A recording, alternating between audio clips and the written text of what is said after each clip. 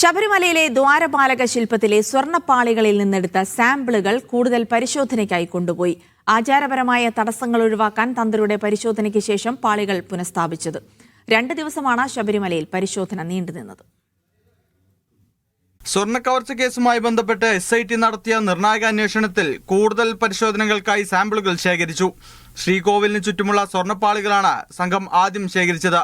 ദ്വാരപാലക ശില്പത്തിന്റെ കൈയിന്റെ ഭാഗത്തു നിന്നുള്ള വലിയ സ്വർണ്ണ കഷ്ണങ്ങളാണ് അന്വേഷണ സംഘം മുറിച്ചെടുത്തത്. നേരത്തെ പരിശോധനകൾക്കായി എടുത്ത സാമ്പിളുകൾ അപര്യാപ്തമായതിനാലാണ് വലിയ ഭാഗങ്ങൾ തന്നെ മുറിച്ചു മാറ്റേണ്ടി വന്നതെന്നാണ് അന്വേഷണ സംഘത്തിന്റെ വിശദീകരണം. ഇത്തരത്തിൽ ഓരോ പാളികളിൽ നിന്നും 3 സാമ്പിളുകൾ വീതമാണ് പരിശോധനയ്ക്കായി ശേഖരിച്ചിരിക്കുന്നത്. എന്നാൽ സ്വർണ്ണപ്പാളികൾ മുറിച്ചെടുത്ത രൂപത്തിൽ ദീർഘകാലം വയ്ക്കാൻ കഴിയില്ലെന്ന് ക്ഷേത്രം തന്ത്രി കർശന നിർദ്ദേശം നൽകി. തന്ത്രി നേരിട്ടെത്തി സ്വർണ്ണപ്പാളികൾ പരിശോധിച്ച ശേഷമാണ് അവ പുനഃസ്ഥാപിക്കാൻ അനുമതി നൽകിയത്. മുറിച്ചെടുത്തത് മൂലം പാളികൾക്ക് നേരിയ അംഗഭംഗം വന്നെങ്കിലും നിലവിലെ സാഹചര്യത്തിൽ തൽക്കാലം ഇവ അതേപടി സ്ഥാപിക്കാമെന്ന് തന്ത്രി അറിയിക്കുകയായിരുന്നു. മുറിച്ചു മാറ്റിയ ഭാഗങ്ങളിലെ വിടവ് എങ്ങനെ പരിഹരിക്കണം എന്ന കാര്യത്തിൽ ദേവസ്വം ബോർഡ് ഉടൻ തീരുമാനമെടുക്കും. മീഡിയ 1 പത്തനംതിട്ട.